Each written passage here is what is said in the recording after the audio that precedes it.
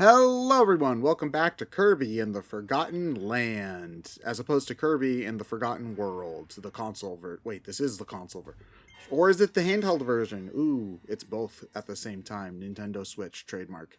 Let's have our rooftop Switch party some day, Our guys. hip millennial rooftop parties. Yeah, our hip millennial. Well, are we hip? Millennials aren't hip anymore. Zoomers are hip, and with it. Yeah, they kind of we were kind of popular for about 5 years in the news cycle, and then they went straight to Zoomers. Oh yeah, well that's because now millennials have jobs, and so now they have to blame someone else for ruining For the everything. country. So leave Zoomers alone, all right? You were cringe too when you were 19, all right? I found it. The Millennium Falcon toy. Yeah. Oh, the Millennium Falcon, always on his phone. All right, the Millennial Falcon. Okay, whatever. Millennial Falcon ruining the avocado industry by buying all of its avocado toast. I don't know if this is the same one. It looks like it might be though. But it's it's $580. Yep, that sounds about right. Oh, to mention something, the Space Ranger upgrade is kind of overpowered and broken. Once you get late into the game, of course we're gonna not see it because I'm doing a side mission right now. Obviously, when you dodge in this game, you get a brief Bayonetta quick time thing, a witch time thing, where time slows down, and you can counterattack during that period. So that just makes the final gun upgrade really, really good, because you can dodge out of the way of a boss and then just shoot it from safety, and the counterattack damage is actually really good. So it's not even like you're spamming a weak attack so that you're safe, but it's going to take forever. You can go under them, Ted. Thank you. All right. It's just a really effective and powerful option for if you're... Yes, God, charge your batteries past me. Jesus. This is the second time it's yelled at you for that. So yeah, it's if you're not particularly good at the boss fights, I think the Ranger is a good option, especially considering that one thing I've noticed for especially people who don't play Kirby a lot is that they tend to prefer the ranged power-ups to the melee ones, because getting close is scary. Huh. Speaking of Space Rangers, Buzz has Lightyear. how has anyone seen that movie? Nope. I did not. Had no interest, and I heard it wasn't particularly good. Oh, that's Yeah. unfortunate, because it seems like such a genius concept, make the actual movie that the toy was based on in the universe. It just doesn't seem so. I thank you for cutting, because I remember this one took me forever to do. So again, I haven't seen the movie. I don't really know much about it. It could be fine. I'm sure it's not terrible. Even Pixar's worst movies aren't heinous, except for The Good Dinosaur. Fuck that movie. That's the most boring movie I've ever seen in my life is The Good Dinosaur. But even let's take a C-list Pixar movie, Brave, as an example. Brave is a pretty nothing movie that doesn't have an awful lot going on. It's still fine. Hair textures. It's still fine. Yeah, exactly. The whole movie is just Pixar showing off, which most of their movies are, to be fair. Brave is a decent enough movie, and you'll get more out of it if the thing it's doing decently enough is to your specific tastes. But yeah, but even Brave, which I would say is their second worst movie, is still perfectly watchable and fine. So I'm sure Lightyear is perfectly watchable and fine. The vibe doesn't get me as much, because the movie kind of seems to have a more not serious, because there is it's trying to look like it's trying to look like a live action movie made in the Toy Story universe. Yeah, but the appeal of Buzz Lightyear always, to me, in that universe, I should specify, always seemed to be more aimed at what the old Buzz Lightyear cartoon was trying to be. Now, granted, that cartoon's awful. But with that said, that's the kind of dumb show that I think that they were more going for, with lasers, explosion, I'll get you, Zurg, brr, brr, brr, brr, kind of stuff, versus this more slower paced, serious kind of movie that what they were advertising. The thing about that is, like, given the characters of Buzz Lightyear and Woody and the toys that were made of them, I would associate that kind of tone more with Woody than with Buzz Lightyear. Woody, they actually do a pretty good job of establishing what Woody's source material is like in the movies. Because we get to see basically full episodes of their show. We even get a supporting character or two for his series. It's kind of wild. Yeah, so we get Woody's Roundup is definitely aimed younger in audience. That's aimed more towards kids, I would say like 3 or 4. I thought it was aimed more towards your parents who watched that kind of stuff when they were kids. Yeah.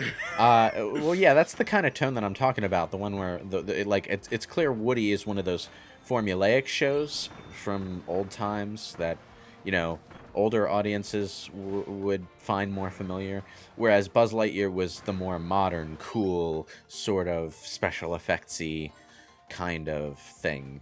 Oh, so I agree with you in that. It's flashier. But I also didn't think that it would be as low key as what the movie was advertised as. Well, the issue is, I think if they had made a Buzz Lightyear standalone movie in the 90s, it would have felt different. But in order to convey that modernness, they kind of had to give us what's modern for the 2020s as opposed to what's modern for the 1990s, which is when Buzz Lightyear was first made. Yeah. So I feel like that's probably what the big incongruity is there. It's they're trying to show what was cool in the 90s in the 2000s. And I'm sorry, fellow 90s kids. The 90s was lame. I love it, but it was lame. What are you talking about? Power Rangers was awesome. I lived through the 90s, and I can tell you there are very few 90s kids who would disagree with that sentiment. Listen, part of what makes the 90s cool is that it's lame. The 90s has a very weird kind of vibe where it's both there's a lot of stuff in the 90s that's very hinged on irony and oh, look at us. And then there's also a lot of 90s stuff that's extremely sincere, and there's very little middle ground between it. So depending on what you're looking at, I've found that it kind of hinges on age range. If you're looking at stuff that was aimed at younger kids, it's all very sincere, and if you're looking at stuff aimed towards teenagers, it's extremely irony and look at how cool we are and kind of weird in vibe. I'd say that the aimed at kids demographic kind of swings both ways as far as that goes, because during the 90s there were a lot of what we would call ethics codes regarding content that might, not just was, but might be consumed by kids. This covers... And these codes had no idea what they were talking about most of the time, considering they slipped a lot of shit past the radar. This is... Yes, they did. This covers everything from, what you would think of, which is comic books and stuff, to stuff like D&D, which was still recovering from the satanic panic around this time. And sometimes they did stuff within the comics code that was still really good, but or whatever ethics code they were working with, sometimes the ethics codes really did hinder the material. Baldur's Gate is a classic example because it was a game made at the tail end of the time when TSR still had their ethics code, which basically meant you couldn't portray anything as evil without also portraying it as, bad, if that makes sense. You can't have a sympathetic villain, is what you're saying. Can't have a sympathetic villain, can't have a complex moral issue to talk about. So basically, what you had in the case of Baldur's Gate 1 was a game where it was really fun to play as a good character, dealing with all of these evil situations and eventually the whole ball spawn thing. But if you tried to be an evil character, you basically had to play as a baby kicking lunatic, because there was no way, because they just weren't allowed to do anything more complex at the time. And you can really tell that was the issue, because when Baldur's Gate 2 comes around and the whole ethics code thing wasn't as big of a problem, suddenly being an evil character is a lot more interesting. Yeah, that's a problem that I find, ethics codes aside, I find that just writing issues tends to make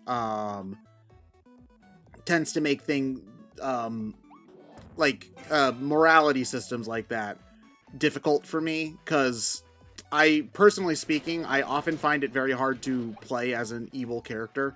It's just like it's not what I go for. I wanna be the good guy, you know. And so, especially in systems like, I'm gonna pick on Mass Effect for a second. I know that's one of your favorites. I was just thinking of Mass Effect as you said this, because it absolutely is guilty of that kind of thing. It's just kind of like when you choose the Renegade is the option, because you're not evil, you're just an asshole.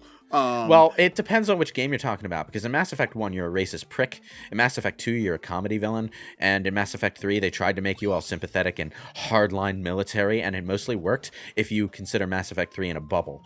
But unfortunately, Mass Effect 3 doesn't exist in a bubble, does it? So... being the third entry in a series will unfortunately make that pretty difficult. But, like, there's a pretty heart-wrenching scene in Mass Effect 3 where you can... Okay, so the crux of the first act is that you're resolving the issue that's been around since Mass Effect 1, where the really brutal, fast-breeding Krogan race has spent the last couple of centuries under what's called the genophage, which basically means only 1 in 1,000 births is viable. It's horrible, it's ethically questionable. On the other hand, the Krogan almost took over the galaxy, and this was their only option at the time for beating them without killing them all. So, you know... But they, like, genetically engineered a plague that made 1 in 1,000 births viable? Yes, because the Krogan just bred that quickly. But, like... Throughout Mass Effects 1, 2, and 3, you're constantly brushing up against this issue, and in 3, they finally resolve it.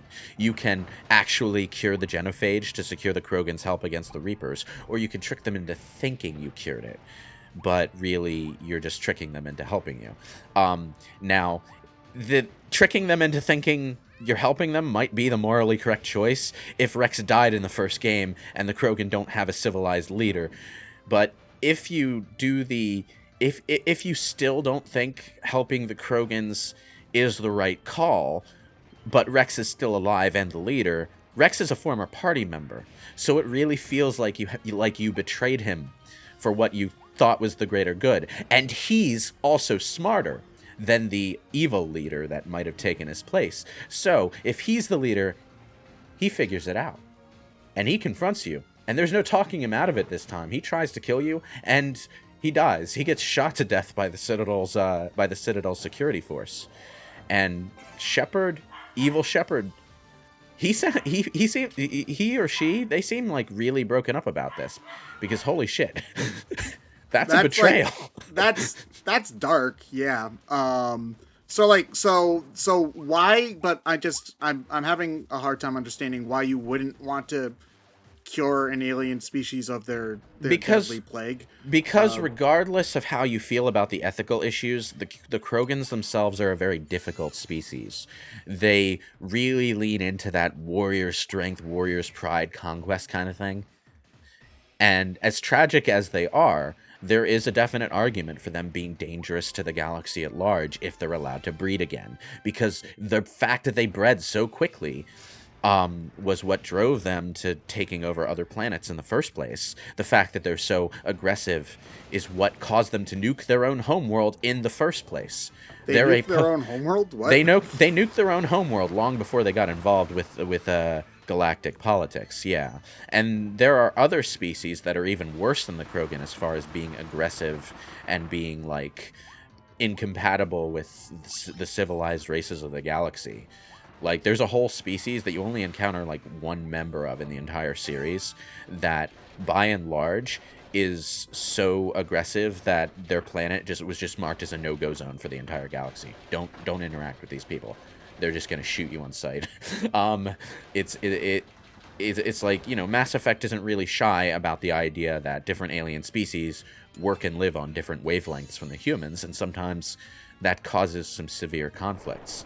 With the Krogan, they're just like, they're really aggressive, they're really predisposed toward dangerous behavior, and they breed really quickly, which is a bad combination. So, you know, there's a question to be asked there, and the player needs to answer it. It's very strange, because again, like, you're bringing up that, you know, they're trying to answer questions about, like, species that work on a completely different wavelength than humans, and it's like I can only relate this to my human experience with human race relations and stuff like that. Yeah, So and that's a part of the question, because like the player is kind of expected to not entirely comprehend this, and and at some point you need to understand that you're not entirely comprehending all of everything that goes on with the different species in the Mass Effect universe. And this is great. This is a really interesting way to write this sort of thing. The problem is the Mass Effect series is incredibly uneven, so it doesn't always deal with those questions and issues as gracefully as it could. The Krogan one is generally like one of the better liked niggles in the Mass Effect series. Like, from what I understand of the Mass Effect fan base, the generally well accepted answer is that it is definitely right to help the Krogan if Rex Erdnot, your former party member, is able to survive and be their leader, because the Krogan aren't irredeemable, they're just difficult. Rex has the kind of charisma and leadership skills and the kind of intellect it takes to, keep the Krogan civilization in order and guide them to a better path. Do you get to choose whether Rex survives, or is this like a gameplay thing where if you screw up he dies?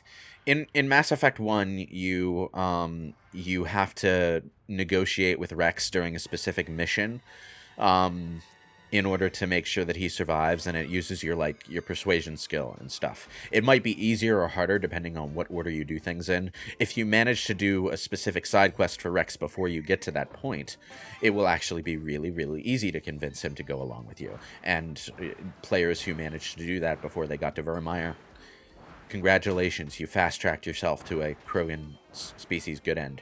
But, you see, that's the kind of thing that I wish we actually got to see. This was one of the big things that I remember Mass Effect being advertised for, was oh, your choices in game 1 affect everything up through game 3.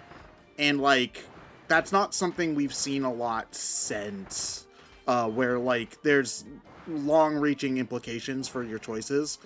I guess the Telltale games try to do that, but they don't ever really succeed, because you're so beelined on a specific story path that you'll get maybe one smart-ass remark from somebody at some point.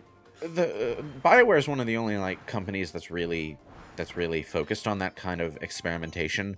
But the difficult part of doing that is that you not only need to write a bunch of different things for a bunch of different choices you might have made, but you also need to have some amount of foresight as to how those kind of choices will affect future games.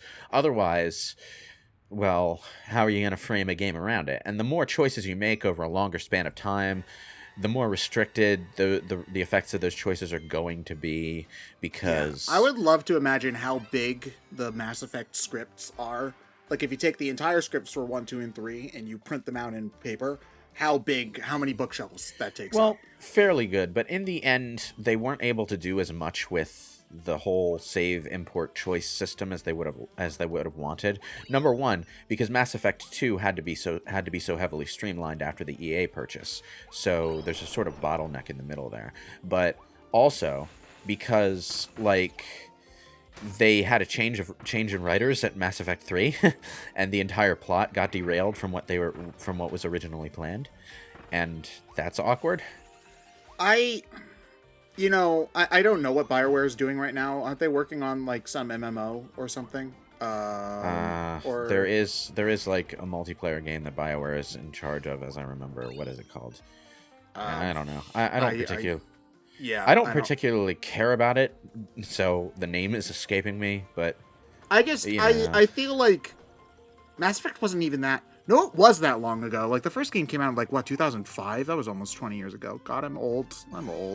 But, I would like to see what modern technology could do to facilitate that kind of storytelling. Well, it's not really a technology thing, because the kind of scripting required for that kind of storytelling hasn't changed. What has changed is that developing the specific thing that results from any single choice has become way more expensive than it used to be.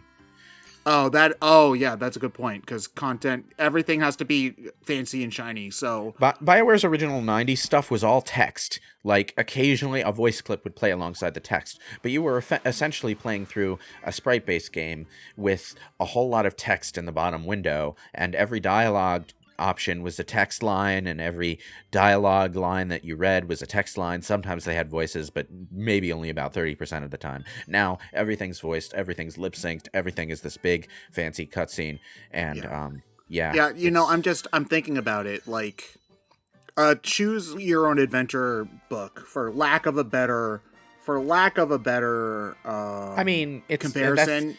That's a good comparison, actually, because like when you think about it, it's just a really, really complicated choose your own adventure book that uses like scripting and flags to send you to whatever page you need to be on. Well, hold on. The most important thing that you can do in this game is sleep in a bed on top of your bed. So there is that. But like, I'm just thinking about it.